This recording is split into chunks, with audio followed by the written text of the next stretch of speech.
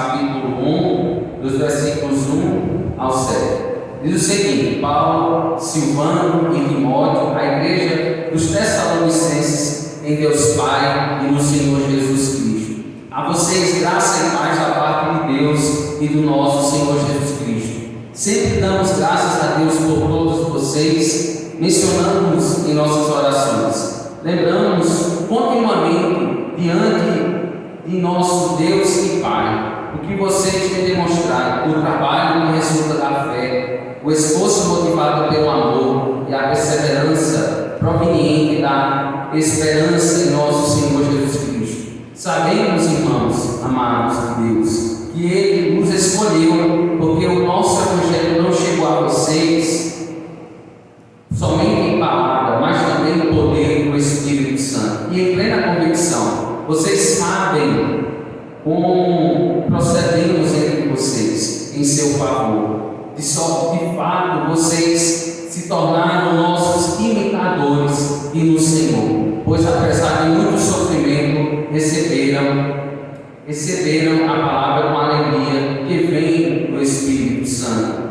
Assim, tornaram-se modelo para todos os crentes que estão na Macedônia e na Caia. Até aqui, Senhor, aplica a sua palavra no nosso coração. Vamos curvar nossa cabeça mais uma vez. Pai, no nome do teu Filho amado Jesus Cristo, te pedimos que nesse momento o Senhor fale conosco por intermédio da tua palavra, a fim de nos edificar essa noite, nos trazer alimento sólido, Deus, para as nossas almas, alimento espiritual, ó Deus, em nome de Jesus, que seja um momento proveitoso, um momento, ó Deus, que nós possamos aprender, ó Deus, da tua palavra, porque importa, ó Deus, nós estarmos aqui adorando o teu nome e aprendendo de ti, ó Deus, em nome de Jesus. Nós te agradecemos pela oportunidade que o Senhor tem nos concedido nessa noite, ó Pai. Nós te pedimos, nos confronta e que, à medida que nós nos aproximamos de ti, que o Senhor nos transporte, a tua palavra, ó Deus, ela possa mudar o nosso coração, transformar a nossa mente, para que nós possamos parecer com Cristo, ó Deus, para que nos sofrimentos da nossa vida a gente possa, ó Deus,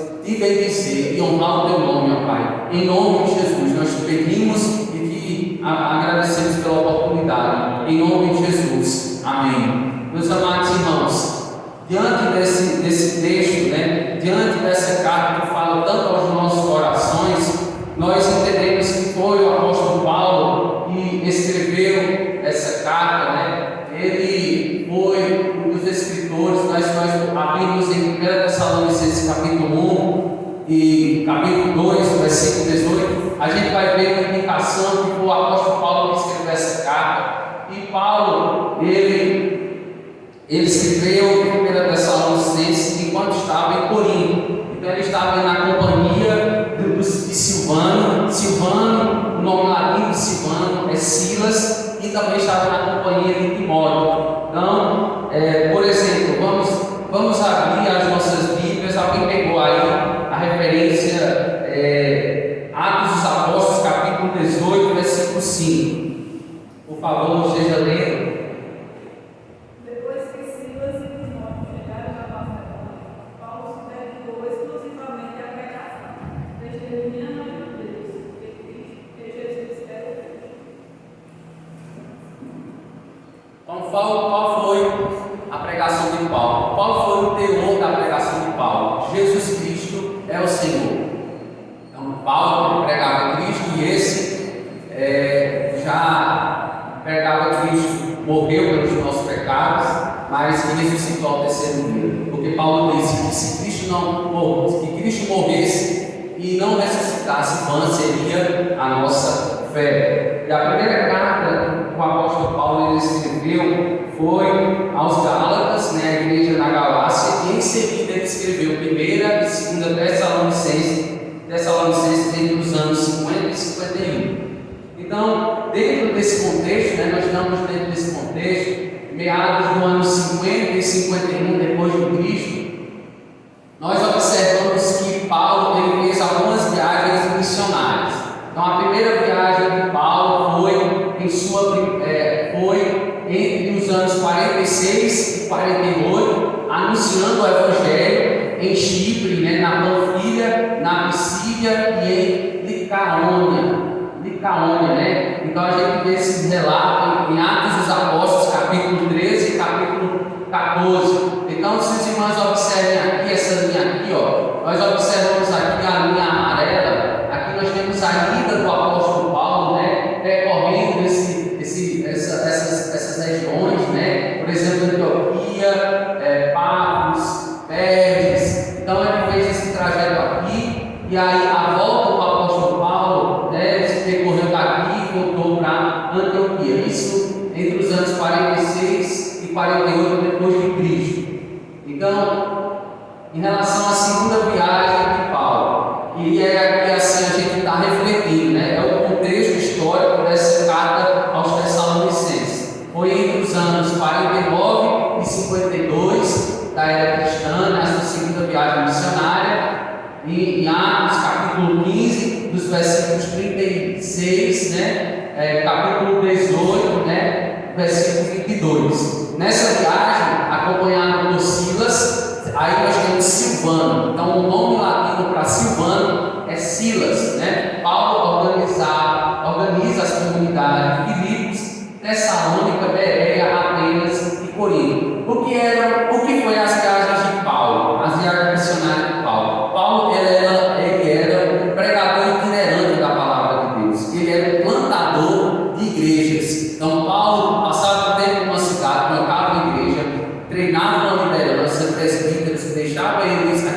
aqueles presbíteros treinados naquele lugar, naquela localidade para pastorear. E aí, iria em diante nas cidades, abrindo e plantando igrejas. Então, esse era o ministério do apóstolo Paulo, como apóstolo, né? O apóstolo é aquele que é o plantador de igreja, né? Paulo vai dizer que Deus deu o dom para a sua igreja, o dom apostólico. O que é o dom apostólico? É o dom de plantador de igrejas, é aquele que é o desbravador, aquele que entra na cidade, direcionado por Deus, que planta aquela igreja, que treina uma liderança, fiéis e capazes, deixa naquela localidade e vai para outros locais para plantar, segundo a vontade do Senhor. Então, Paulo plantou igrejas, por exemplo, a igreja, a carta de Paulo aos Filipenses. Então, existia uma igreja na cidade de Filipos, né? Nós estamos dentro do contexto em Tessalônica, na cidade de Tessalônica. Por isso que é a primeira carta de Paulo aos Tessalonicenses.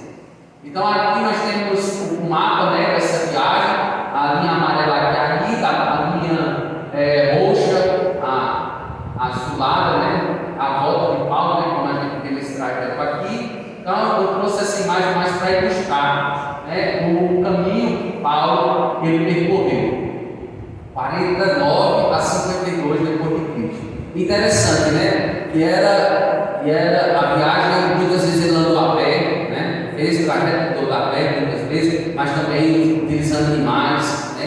Então, transportes, né, que tinha uma dificuldade grande, né, algumas dificuldades que eles sofreram, né, para propagar o Evangelho, para anunciar o Evangelho nessas regiões. Então, nós temos ainda a terceira viagem missionária, provavelmente ocorreu entre os anos 53 e 58, Atos dos Apóstolos, capítulo 18, versículos 23, 28 e 31. E uma possível quarta viagem. Nessa quarta possível, porque eu estou dizendo possível, é uma teoria que Paulo tenha feito uma quarta viagem missionária. E ele ocorreu essa quarta e última viagem entre os anos 58 e 62. Há estudiosos que dizem que o apóstolo Paulo chegou até a Espanha, né? Então ele entendeu o chamado do Senhor, né? Jerusalém, Judéia, Samaria e até os confins da terra. Então ele, no seu tempo, pela graça de Deus, ele alcançou os confins da terra. A pregação de Paulo, não necessariamente por ele, né? Porque ele estava preso em Roma no final da sua vida, né? E ele seria morto, mas seus seguidores, os seus discípulos, os seus imitadores, né? Porque Paulo vai dizer, sejam meus imitadores como eu sou de Cristo. Então Paulo deixou uma igreja forte, né? Um povo que ele dava a sua vida pelo Evangelho, não tinha medo, eram desbravadores, perdiam suas vidas, eram martirizados. Por isso que houve uma expansão enorme do Evangelho de Cristo, né? Glórias a Deus por isso. Hoje a gente conhece o Evangelho por causa desses homens, por conta dessas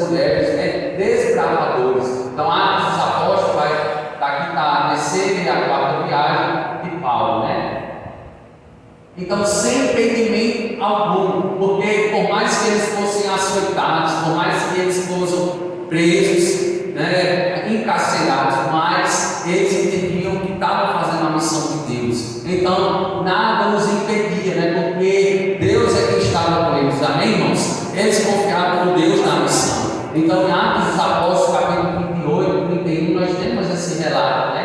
Paulo permanece em Roma até o seu martírio, até a sua morte, ocorrido provavelmente nos anos 60, 64, 68. Então, Paulo haveria de padecer, né? Paulo, as últimas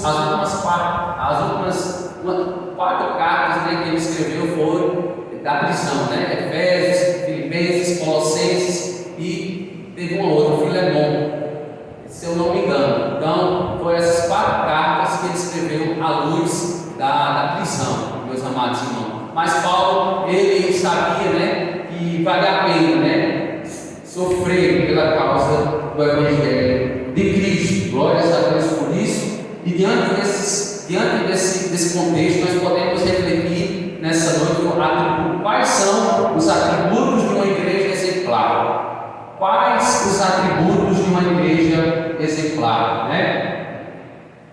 Nós vimos no estudo passado que o primeiro atributo de uma igreja exemplar nós podemos analisar, podemos estudar nos primeiros 5 versículos, né? 1 Tessalonicenses capítulo 1, dos versículos 1 ao 5, e a gente viu que a primeira atitude exemplar daquela igreja é que eles recebiam os outros de forma graciosa. O segundo atributo é que eles eram transbordantes em gratidão. E o terceiro atributo que nós estaremos estudando hoje é ser imitador dos apóstolos e do Senhor Jesus Cristo. Versículo 6. Alguém pode ler para mim, por favor? Versículo 6. Podem ler da Bíblia ou olhar daqui para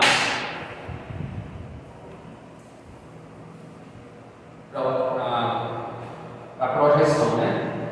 Com efeito, os tornei imitadores nossos e do Senhor, tendo recebido a palavra, posso que meio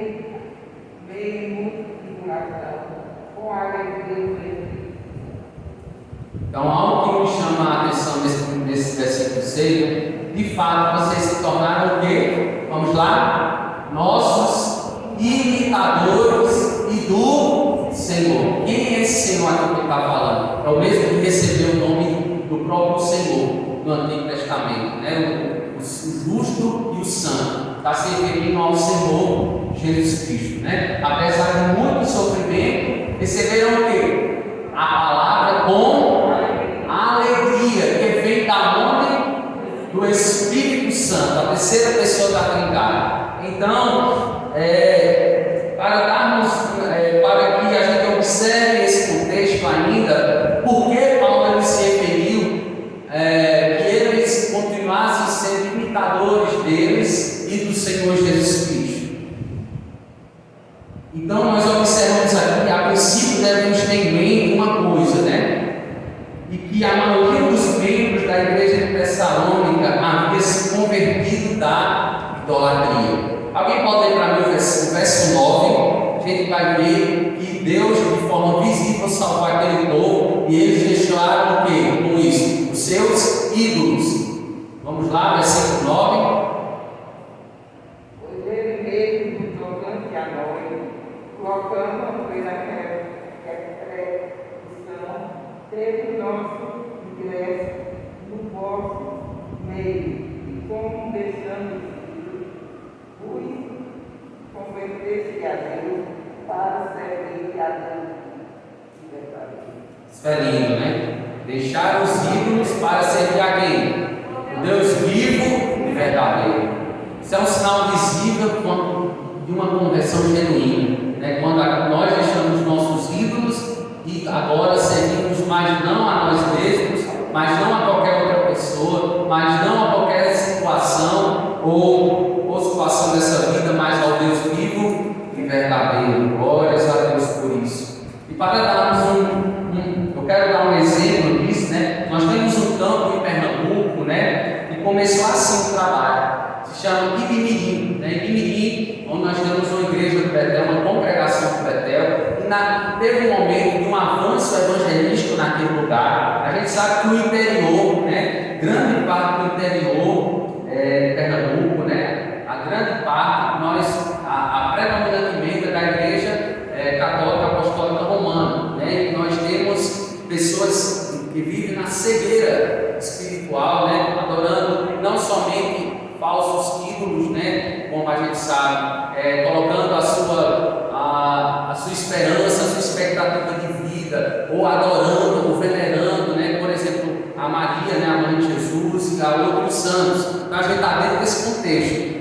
Diferente no tempo de Paulo, a idolatria se fazia através de pessoas e entidades também, de pessoas da época, mas também de valores corrompidos que eles adoravam. Então, em Ibimirim, como é o contexto daqui, das várias cidades de Pernambuco, teve um avanço evangelístico naquela cidade, e os irmãos, durante o avanço evangelístico, se converteram mais de 20 almas para o Deus vivo e verdadeiro, para ser o Deus vivo e verdadeiro. E nós hoje temos uma congregação de Ibimirim, do mover de Deus. Imagina, Deus usar uma pessoa para ministrar a palavra, no momento de pessoas serem constrangidas a servir a Cristo. Nós temos um templo lá erguido, né? Grande parte dessas 20 pessoas fazem parte de uma família, né? E Deus tem direcionado pessoas para estar cuidando, né? Pessoas para estar ministrando a palavra lá, para estar levando louvor, para estar dando crescimento à obra naquela localidade. Então os irmãos percebam que no passado e hoje Deus ele intervém quando Ele quer salvar. E um outro exemplo, um outro testemunho é que lá em Custódia, né, o pastor Neto me contou esse testemunho, né, testemunho que impactou aquela equipe de evangelização da igreja, porque em certo dia eles estavam evangelizando a zona rural lá, e lá no final daquele lugar, né, aquela zona rural, uma serra, né, um serrote, tinha uma casinha, e naquela casinha, bem afastada, não tinha ninguém, não tinha pessoas por perto, e eles viram naquele serrote aquela casinha. Aí Deus direcionou o quê? Pelo Espírito Santo eles irem naquela casa. O que aconteceu? Eles foram naquela casa, e ao chegar naquela casa, bateram palmas, e aí tem alguém em casa, e eles viram uma senhora, né, atendeu-os, e aquela senhora, ela disse, em alto e bom som, que estava esperando há muitos anos alguém explicar o Evangelho para ela. Há muitos anos ela esperava alguém explicar o Evangelho para ela. E foi, o irmão explicou, e ela se converteu a Cristo. Ela se converteu a Cristo. E como aquela senhora, há muitas pessoas, por exemplo, aqui na zona rural de Serrita, que estão no mesmo jeito. Pessoas que não conhecem o Evangelho. Nunca um crente explicou o Evangelho àquela pessoa. Para aquela pessoa se converter dos seus maus caminhos e direcionar a fé a Cristo Jesus. Os irmãos percebem que há muita coisa que nós temos que fazer. Há muito campo para a gente pregar o Evangelho. A própria palavra diz que os campos estão brancos, né? Precisa de trabalhadores, ceifeiros, né? Que disponibilizam as suas vidas para ir e fazer a missão de Cristo. Então, eu citei dois exemplos, né, de pessoas de situações que houve conversões de pessoas que agora estão servindo ao Deus vivo e verdadeiro, como no tempo do apóstolo Paulo. Irmãos, só uma ação de Deus pode salvar vidas, amém? Só uma ação de Deus para tirar pessoas da idolatria, da cegueira espiritual, onde, por exemplo, no nosso contexto se presta, né, a adoração, por exemplo, a Maria, por exemplo, ao Padre Cícero, né, dentre outros santos. Então, só uma ação visível de Deus, destronando essa veneração, essa adoração que é pecaminosa, né, que é contrária, porque quem adora, deixa de adorar a criatura em contradição àquilo que a gente sabe, que a gente deve adorar o Criador, não a criatura, ele está em pecado. porque isso é um pecado de apostasia, porque apostasia é abandono ao Deus vivo verdadeiro, né? E adorar qualquer outras pessoas, qualquer outras objetos, né? Enfim. E a idolatria aqui não é somente a pessoas, mas a valores. Os valores desse mundo estão o quê? Corrompidos. Quando a gente abre espaço ao nosso coração e se desvirtua da palavra de Deus. Então isso se chama idolatria. E respeitamos, né? Respeitamos a devoção do povo. A quem quer que seja, né? Que adora que tem essa devoção, por exemplo, a Maria, a gente respeita, né? Mas afirmamos que só há salvação único e exclusivamente no Senhor Jesus Cristo. Amém? Então a gente respeita, mas a gente não deve se calar. A gente respeita, mas a gente tem que falar que o único que pode salvar é aquele que veio, mas que voltou, né? E ressuscitou ao terceiro dia, e um dia irá nos buscar, nos tomar para si. Amém, meus irmãos? Como podemos provar isso, né? Que Ele é o único que pode salvar. 1 Timóteo, capítulo 2, versículo 5. Alguém pode ler para mim?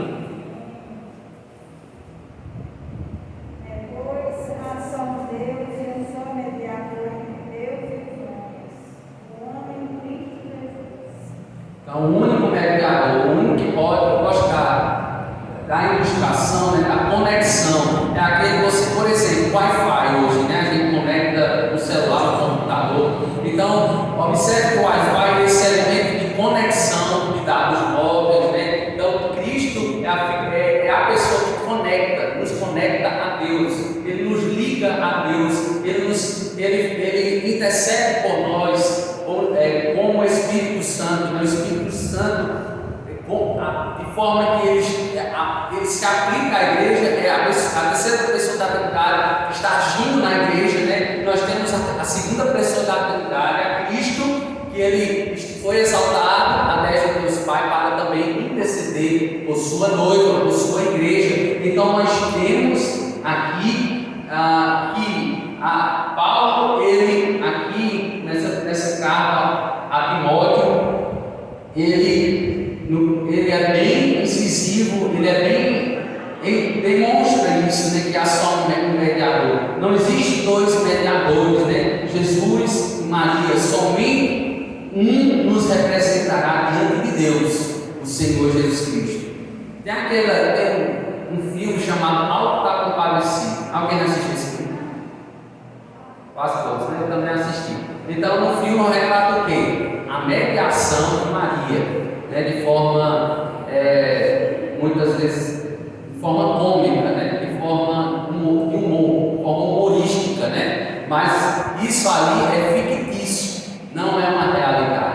O único que está diante de Deus, o único que pode nos representar, o único que nos substituiu naquela cruz foi o Senhor Jesus Cristo. Amém, meus irmãos? Então, essa é a verdade que nos salva, essa é a verdade que nos liberta.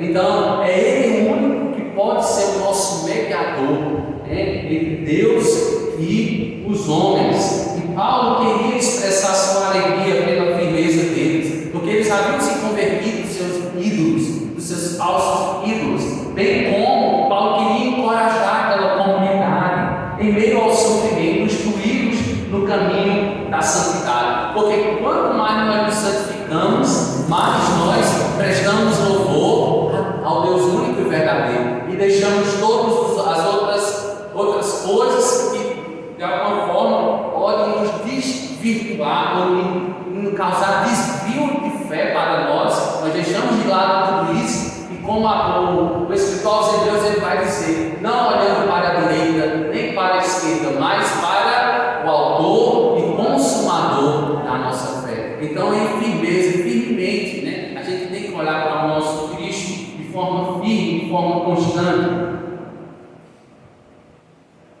Então, por que aquela decisão de não adorar aqueles falsos ídolos traria,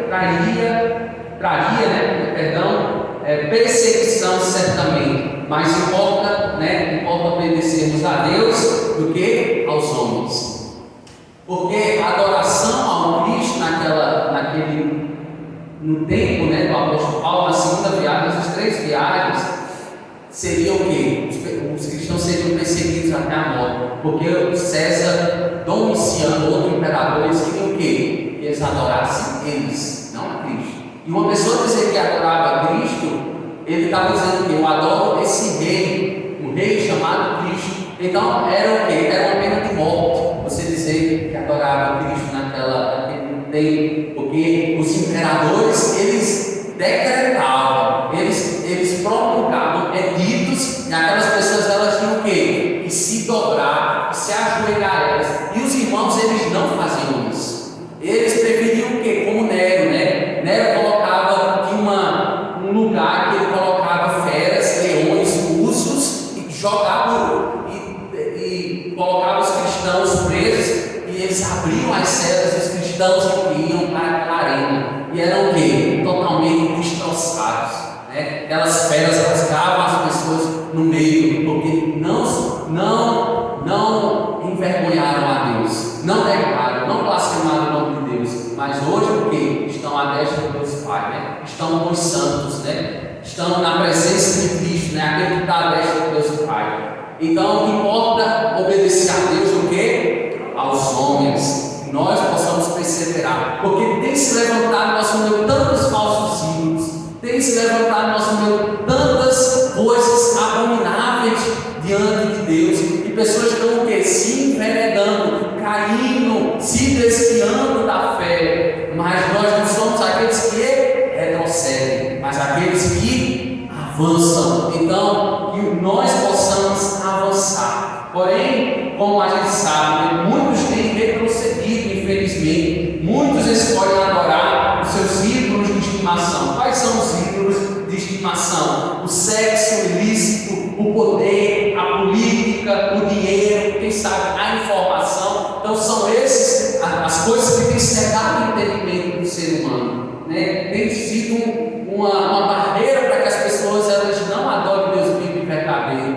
Então que nós possamos fugir daquilo que a gente chama de as coisas desse mundo, os prazeres momentâneos desse mundo, a pecaminosidade, a concupiscência da carne, a concupiscência dos olhos e a soberba da vida. No entanto, né, prestem atenção na expressão ali, olha aí para o texto, meus amados. Tornaram-se o quê? Novos imitadores. Nossos imitadores. Tornaram-se nossos imitadores e do Senhor Jesus Cristo. Eu acho interessante que o puritano, né, um homem de Deus que viveu, creio, em meados do século XVII, XVIII, meio ele vai dizer o seguinte: os Tessalonicenses que observavam que tipo de homens eles eram entre eles, demonstravam um cuidado consciente em serem seguidores deles, ou de imitarem o seu bom exemplo. Então, aqueles Tessalonicenses, eles observavam o testemunho dos apóstolos, o bom exemplo que os apóstolos davam. E hoje a gente tem o quê? Que é observar homens e mulheres de Deus que dão o quê? Um bom testemunho. E tentar o quê? Viver imitando a pessoa, buscando o quê? Dar o bom exemplo. Ele está dando um bom exemplo. A gente observa aquela mulher, aquele homem de Deus. Poxa, aquele irmão de Deus é um homem que dá um bom exemplo. Então, como os apóstolos, eles olhavam os apóstolos, observavam que eles estavam condizentes o que Cristo deixou na sua palavra, e eles assim também os imitavam. E da mesma forma somos nós hoje, né? Tornarmos-se também seguidores do Senhor, né? Que é o perfeito exemplo, que devemos tentar imitar, devemos ser seguidores de outras pessoas, não ultrapassando a forma como elas seguem a Cristo. Alguém, por favor, leia 1 Coríntios 11, versículo 1.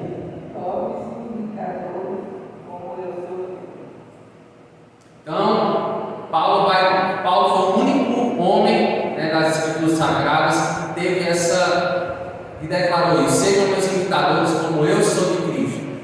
E quando nós observamos o exemplo de Cristo, ele é o nosso modelo, né, ele é o nosso médico. Nós olhamos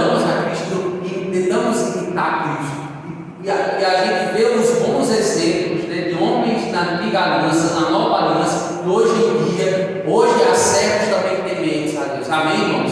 Em todo este mundo há pessoas íntegras, há pessoas que buscam viver em novidade de vida, temendo a Deus. Então Cristo, Ele é o nosso modelo, Cristo, Ele é o nosso parâmetro, Cristo é o nosso perfil de vida, né? E Deus, Ele nos ensina através de Cristo, e Ele deixou a doutrina dos apóstolos também, para que nós possamos nos direcionar, viver de acordo com aquilo que Ele deixou escrito na sua palavra. Eles deveriam fazer isso sem sofrimento? Não, mas passando por muito sofrimento, né? Era o sangue, né, dando na canela, e eles dando bom testemunho. Era o chicote, né? Era o naufrágio, era Paulo sendo picado por serpentes venenosas, era ele sendo apedrejado. Isso não impediu de Paulo dar um bom testemunho. Amém, meus irmãos? Isso nós estamos precisando de irmãos assim, e que Deus nos transforme a cada dia, para que a chegar a perseguição nós possamos não vacilar, nós não possamos retroceder, chegar ao dia mal, porque todos nós temos família, e a nossa família, ela tem inúmeros problemas, não é verdade? Então nós devemos resolver os problemas familiares, né, conjugais, com o nosso filho, de forma a fim de que Cristo seja glorificado, a fim de que Cristo seja honrado por nossas reações, pelas nossas palavras, por nossas atitudes. Amém? Isso é fácil, meus irmãos? Isso não é fácil, porque nós temos uma carne. A nossa carne é uma das nossas inimigas nesse processo, porque a nossa carne ela não quer agir conforme o Espírito, mas ela quer agir conforme a sua natureza. A natureza carnal ela é pecaminosa. Isso não é fácil. Mas quem disse que seria fácil? Não foi fácil para os apóstolos, não foi fácil para o nosso Cristo, né? Que morreu numa cruz de forma injusta, ele foi acusado de forma injusta, ele foi espancado, ele foi totalmente esmurrado naquela cruz, foi moído, né, pelos nossos pecados. Então, como não foi fácil para o nosso Cristo, não foi fácil para os santos apóstolos, e não será fácil para nós. Então, irmãos, vivemos tempos difíceis, não é verdade? A gente vive um tempo que só a misericórdia de Deus. Se não for Deus na nossa vida, nos controlando, nos dando domínio próprio, governando o nosso coração, a gente toma atitudes impensáveis, precipitadas, desajurizadas, não é verdade? Então, se eu posso aqui abrir a oportunidade para cada um falar um testemunho, né, de pessoas que não deram um bom testemunho, né, diante de uma adversidade, diante do sofrimento. Nós temos, né, muitos casos, até nós mesmos já caímos dessa forma, né, por conta que nós, dia após dia, nós crescemos em quê? Em maturidade cristã. Então, quando nós erramos, nós buscamos o quê? Não errar mais naquilo que nós erramos, mas vencer o erro com o acerto, com a verdade, com a sinceridade. E nós buscamos isso, por mais que os tempos sejam difíceis. O amor de muitos se esfriará. É pai matando filho, é filho matando pai. Cristãos vivendo na contramão do Evangelho. Cristãos vivendo na contramão do Evangelho. Nós deveríamos viver na contramão de onde? Do mundo, né? Dos valores. Mas tem cristãos que estão vivendo, infelizmente, na contramão do Evangelho, vivendo uma vida devassa, uma vida dupla, né? De pé na igreja e de pé no mundo. Infelizmente, né? Nós estamos dentro de uma realidade preocupante, né, meus amados irmãos? Então, o mundo, né, sem temer a Deus, os irmãos na fé, de forma geral, né, têm escarnecido, têm andado para trás, não estão parecendo em nada com os apóstolos, né, e com o Senhor Jesus Cristo. Interessante que Russell Shedd, né, já falecido, ele vai dizer o seguinte: Pastor Russell Shedd, ele diz o seguinte: só o Espírito é capaz de dar alegria no meio da grande aflição e sofrimento. Cristo suportou a cruz com alegria. Então só o Espírito Santo que vai, só ele produz alegria aonde nós estamos o quê? Passando por sofrimento. Amém, meus amados? Então só ele pode nos conduzir, só ele pode nos gerar essa perseverança, só ele pode gerar essa persistência. Nós, infelizmente, não queremos sentir dor. Quem aqui quer sentir dor? Ninguém de nós quer sentir dor. Ninguém de nós quer sentir o sofrimento. E a gente poderia chamar essa sociedade da sociedade parto cesariano. Os irmãos entendem isso? Essa sociedade poderia ser chamada parto cesariano. Por quê? O cesariano, né, as mulheres buscam o quê? Não sentir dor, não diminuir o seu sofrimento. Então a sociedade, nós buscamos o quê? O conforto. Nós buscamos aquilo que não traz sofrimento na nossa vida, que não traz dor para nós. A gente não quer sentir angústia, a gente não quer sentir tristeza por conta da dor que pode ser produzida por situações da nossa vida. A gente passa por uma dificuldade na vida e já quer o quê? Chutar o pau da batata, a gente já quer desistir, não é verdade? Os irmãos notam isso? As pessoas, elas não, por exemplo, uma perda lá na família. As pessoas já, infelizmente, elas não superam muitas vezes o luto, porque a gente deve ver o luto um tempo mais do que superado, né? Não está a vida toda, o resto da nossa vida, que é se lamentando, porque eu perdi. Senhor, porque o Senhor levou essa pessoa. Estou questionando a Deus. Muitas vezes isso acontece, sofrimentos acontecem e a gente consegue o quê? Se distanciar de Deus. A gente se distancia de Deus pelos sofrimentos, né? Sofrimentos vêm na nossa vida e não são para nos distanciar de Deus, mas a gente tem que entender que é algo pedagógico de Deus, algo que o Senhor nos ensina para a gente ser mais maduro na fé, para que a gente deposite a nossa fé mais forte na pessoa de Cristo Jesus. Não foi assim, né, com os apóstolos que foram martirizados. Cristo morreu justamente, mas foram fiéis até a morte. Hebreus capítulo 12, versículo 2. Alguém leia, por favor. 1 de Pedro, depois de 1 de Pedro, capítulo 1, versículo 6.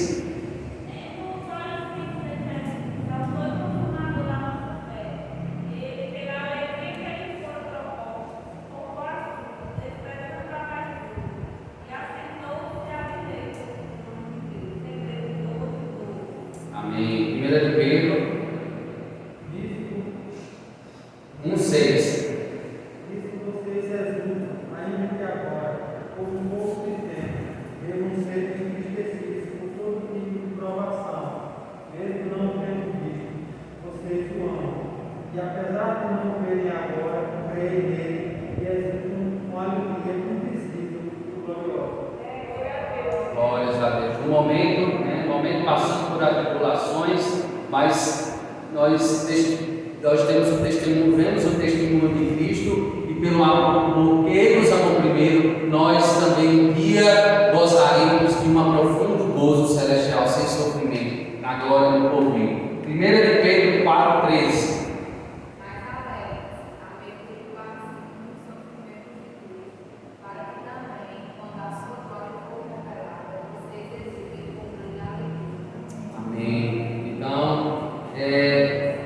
Homens de Deus, eles refletiram acerca do sofrimento. É possível, no sofrimento, a gente ser divulgadores da glória de Deus, né?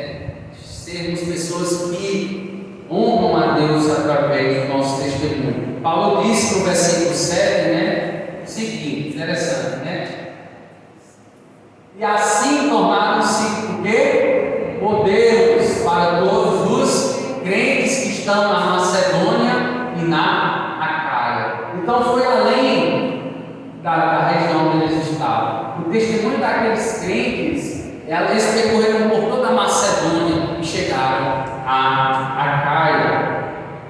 Receba o testemunho de fé dos nossos irmãos tessalonicenses, né? Tal exemplo, muitos textos atingiram além do território, como falei, em Tessalônica. A igreja era nova na fé. Então, era uma igreja que Paulo, ele tinha chegado com Silvano, com Timóteo, era uma igreja nova na fé. Se a gente lê Atos dos Apóstolos, a gente observa que aquela igreja, por mais que era nova na fé, Deus usou poderosamente a mensagem dos apóstolos a fim de que houvesse conversões, né? Durante 3 sábados, Paulo pregou na sinagoga e pessoas entregaram a sua vida a Cristo. Então, por mais que eles fossem novos na fé, que a gente pensasse que novo na fé não dá um bom testemunho.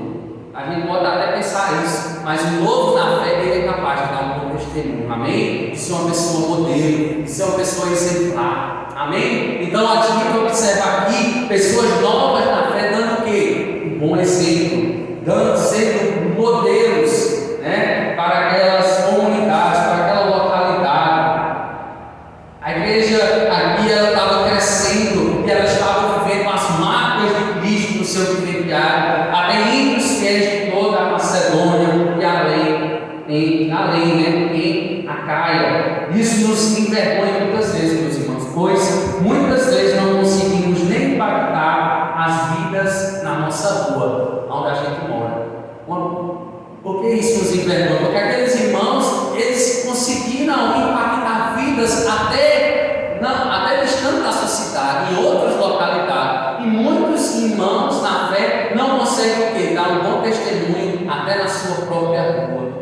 Né? Os vizinhos olham muitas vezes para pessoas, né, que se dizem cristãos, mas são mal pagadores, compram, mas não pagam, chamam palavrões, né? Não dão uma boa educação aos filhos em casa. Então são maus exemplos, né? Então nós devemos olhar esse bom exemplo desses seguidores de Cristo aqui da igreja primitiva e pedir a Deus a graça. Senhor, me dá uma graça, me conduz, né, para que eu seja um bom exemplo na minha rua, para as pessoas da minha família, no meu trabalho, enfim, todo lugar que eu colocar a planta dos meus pés, pessoas vão reconhecer que eu sou filho de Deus e recebi ao Senhor Jesus Cristo. Muitas vezes não precisa a gente dizer uma palavra, né? Atitudes falam mais do que palavras. Amém, meus amados? Que a gente consiga continuar perseverando, né? Então, por que o crente, a gente pode perguntar, por que o crente sofre? Vamos escutar ainda o pastor Augusto de Nicodemos. Ele vai dizer por que o crente sofre.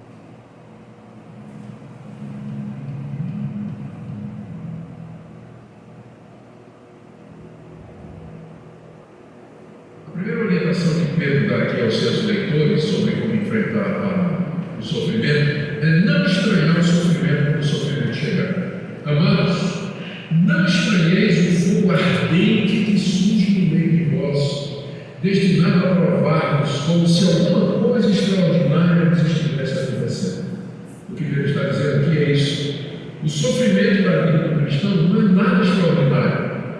Não é fora do comum. Aliás, o sofrimento faz parte da vida do cristão. É ordinário, é comum, está embutido na nossa vida o sofrimento. Esse ponto é muito importante porque se você não entende assim, quando o sofrimento bater na sua porta, quer seja por conta da perseguição, quer seja por conta de qualquer calamidade, uma doença terminal em você, ou um filho seu, ou do seu marido, da sua esposa, a quebra da sua empresa, quando isso chegar, você vai ser tomado de surpresa e dizer: Deus, eu pensei que pelo fato do Senhor ter me perdoado, ter me aceitado como seu filho, perdoado os meus pecados, que o Senhor me trataria de maneira diferenciada aqui nesse mundo, me livrando desse tipo de coisa. Deus nunca prometeu isso. Por isso que Pedro disse: amado, não estranhe quando o fogo irromper, quando o incêndio do sofrimento irromper na sua vida, porque não está acontecendo nada extraordinário. Ou seja, isso é que é o padrão. Você viver sem sofrimento é extraordinário. Isso é que é extraordinário, você passar por essa vida e não enfrentar sofrimento de todo tipo, de qualquer tipo. O normal é que você sempre esteja sofrendo de alguma forma. E por que isso? No caso aqui dos leitores de Pedro, a causa principal era a perseguição, porque eles eram cristãos no ambiente hostil. Afora isso, são humanos. E a nossa humanidade, a raça humana, ela está debaixo do juízo de Deus. A queda dos nossos primeiros pais lá no jardim trouxe consequências não somente para eles, mas também para todos os seus descendentes, dos quais nós fazemos parte. Deus disse: maldita é a terra por tua causa. Com dores você terá filhos, disse ele para a mulher. E você vai, com o suor do seu rosto, ganhar o seu pão, indicando com isso que a vida do homem seria uma vida de sofrimento na sua sobrevivência. Então, Deus submeteu toda a raça humana às consequências do pecado de Adão. Então, pelo fato de você ser descendente de Adão, você já entra nesse mundo debaixo da marca do sofrimento, da dor, da angústia, das aflições, das frustrações, dos problemas. Tudo isso faz parte da nossa humanidade, enquanto Deus não nos restaurar mediante a ressurreição dos mortos, do novo céu e nova terra que habita a justiça. Amém.